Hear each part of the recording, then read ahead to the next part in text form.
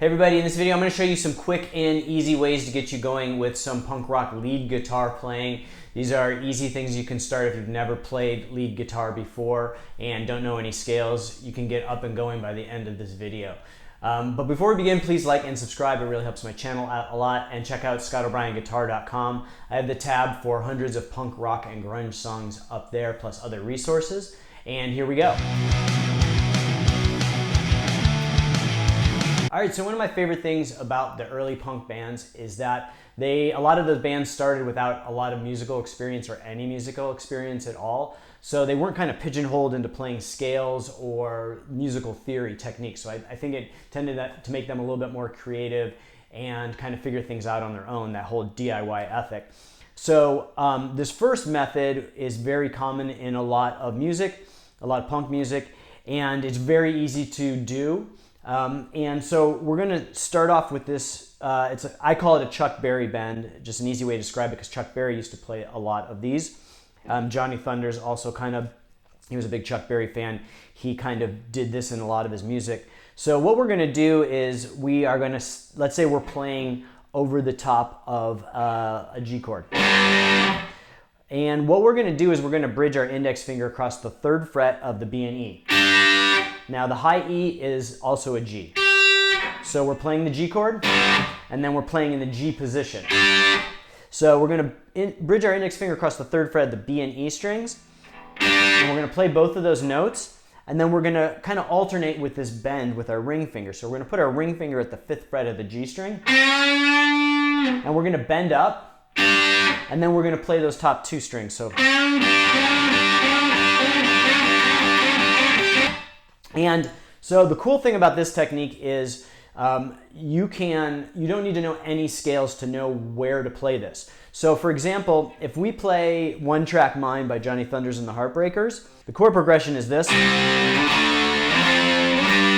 So we're playing a C chord, a D chord, to an F chord, to a G chord. And so an easy way to solo over this song, or an easy way to remember it without having to know any scales, is you can play these Chuck Berry bends over the corresponding chords. So for example, we're playing a C, we can go to the C on the high E string, and we can play the C note on the high E, and then that which is at the 8th fret, and the 8th fret of the B string as our 2 bridge notes, and then we can bend 2 frets up on the G string at the 10th fret. And then when they switch to the D, we just slide up 2 frets to the D. And then when they switch to the next chord, the F, we go up to the F. And then when they end on the G chord, we end at the G at the 15th fret. So what it sounds like all the way through is...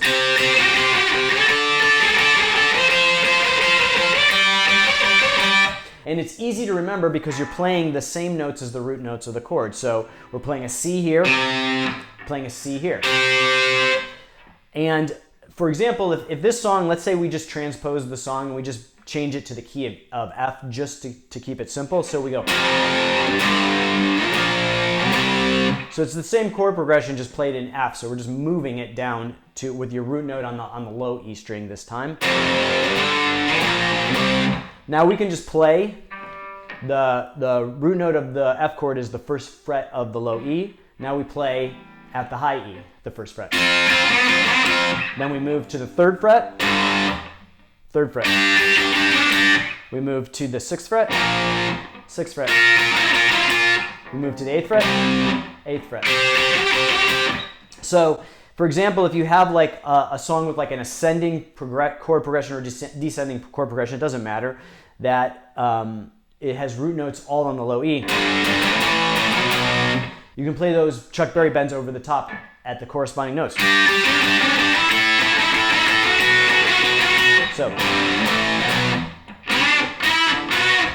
So a lot of bands will do this because it's easy to remember. All you need to know is the corresponding chord position, and then you can play a Chuck Berry bend in the same spot. And you also don't have to memorize any like clunky scales that you might forget while you're playing live or playing in the studio. All right, so for this next one, we're gonna assume that you know the key of your song. Most songs, like 95% of songs, the key is the first chord that you play in the progression. Now, some songs will start with the second chord in the progression, and so the key will actually be the last chord you play, but most songs will start with the first chord that is played will be the key that the song is in. So I'm going to assume you know the key of the song that you're playing in. But this method is pretty cool because you don't need to know any scales. You just need to know the key of the song, which is usually the root note of the first chord. But sometimes that doesn't happen, and I will tell you how to kind of handle that later. So the first method is, this is kind of like a melodic scale. I'm going to use, for example, this song by Screeching Weasel called My Right. So the lead at the beginning of the song goes like this.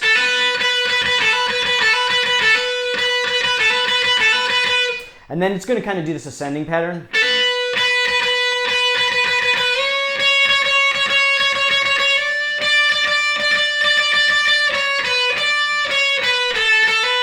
And it kind of does variations of that in the beginning. So what they're doing in this version is the first chord of the rhythm is a B. And so if we know that our B string, if we play open on the B string, which is the second string, we also know that the 12th fret is a B because the fretboard repeats at the 12th fret. So open note B is the same as 12th fret B, just an octave higher. So what a lot of bands will do is they will start their lead, their like kind of notey melodic lead, at the note of the chord, the first chord that they play. So for example, in this song, it's a B. So we're going to play a B. And then we can kind of feel out where we want to play the next note. This is a kind of a by ear technique. Everyone's going to kind of think differently. And just to clear up one thing too, in this Screeching Weasel example, we kind of do a slide from the 10th fret to the 12th fret. But the actual note, like if you're playing that song, the note that's that the song starts on really is that 12th fret. So, because you could play it the same way.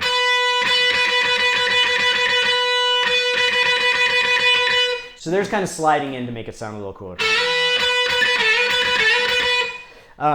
So now if we start at that 12th fret, then we can kind of pick what our next note will be, and we could try a 13th fret. Kind of sounds off, so maybe we don't want to do that one. So that sounds kind of cool. We go to the 15th fret. Maybe we want to go to the 16th fret.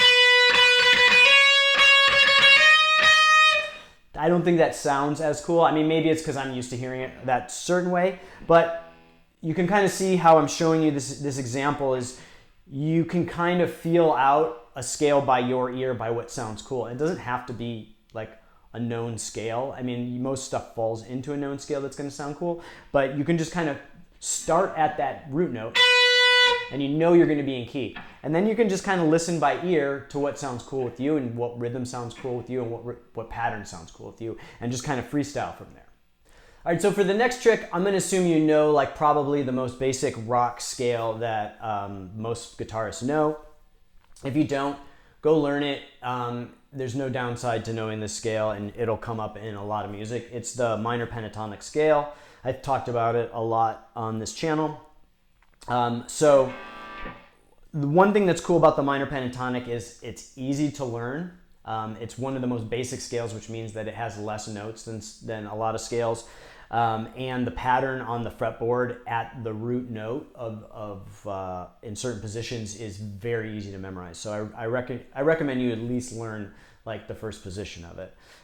So for example, just so we're all on the same page, if you're going to play the minor pentatonic in the E, that's an E power chord, root note at the 12th fret of the low E string, we're just going to do this pattern,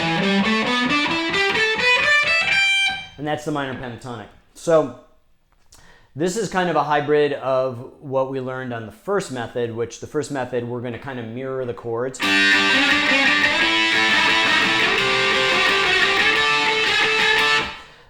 So we can do that now. Just we're going to, instead of playing those Chuck Berry bends, we're going to play the minor pentatonic in like a phrasing that matches those chords.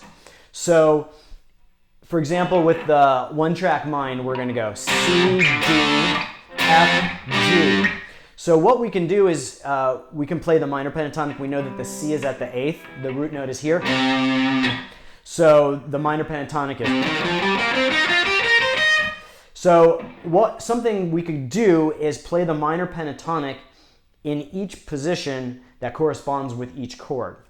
So for example, we could play the minor pentatonic in the C, starting at the 8th fret, the D starting at the 10th fret, the F starting in the 13th fret, or the G starting in the 15th fret, and we play those with the corresponding chords. So for example, we could play something like this.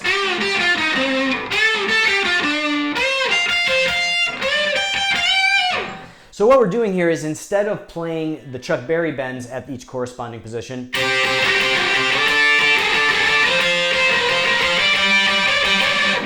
we are just playing fragments of that minor pentatonic scale in each position.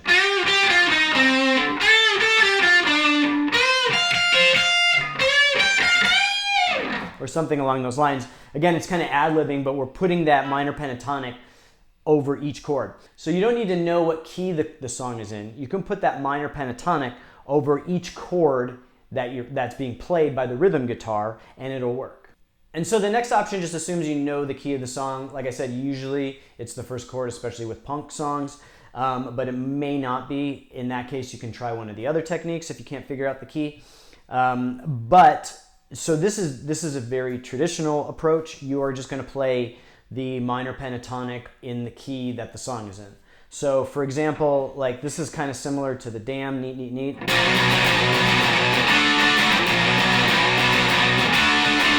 And so we could play like the minor pentatonic over the top, and we can kind of mimic the rhythm of the guitar.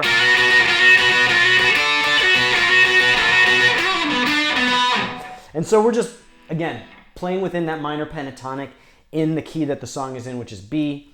You know, the song starts off with a power chord rooted at the 7th fret of the low E. And then we're just playing the minor pentatonic where our first note is the 7th fret of the low E. And we're doing like this kind of slide. And then these double stops are both notes within the minor pentatonic. And these double stops up here that I played are also both notes within the minor pentatonic. You can also play like a double stop here, which is 2 notes in the minor pentatonic, which falls within that scale. And then we're just kind of bending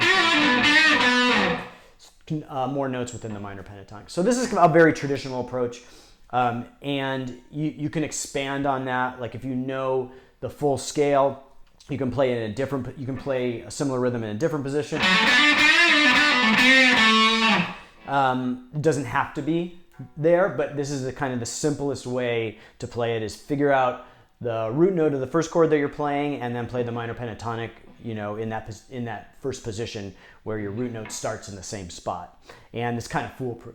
And then you can go from there. And then the last technique, which a lot of punk bands will do, and I like a lot, is to mimic the vocal line with the guitar. So a lot of times you can maybe try and, if you have a good enough ear, you can maybe try and just figure out the notes without figuring out the scale. One of the easiest ways to do it is to at least figure out the key of the song, and then kind of work your way around to see what the scale that the singer is singing. The most famous example of this is probably Smells Like Teen Spirit.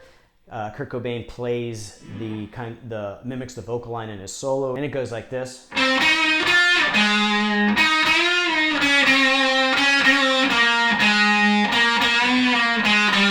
And then it continues on from there. And so the song Smells Like Teen Spirit is in the key of F. So basically the F scale, the easiest way to play that F scale is to start with your first finger rooted at the 1st fret of the low E. And Kurt plays it, I think, probably in the 10th position. And just kind of works his way from there. And it's also possible to play it in the first position, etc. So this method is cool if you can figure out how to kind of duplicate what the singer's doing. It's another kind of, I don't want to say it's a trick, but it's an easy way if you're having trouble coming up with ideas over the top of the rhythm guitar, like nothing's kind of working. There's always the option of just duplicating what the singer's doing, and it gives you kind of a cool effect too. So that's it for this one. I hope you liked the video. If you appreciate this content, please like and subscribe. It really helps my channel out a lot. And check out scottobryanguitar.com. I've got the tab for hundreds of punk rock and grunge songs up there, plus other resources. And I will see you guys next time.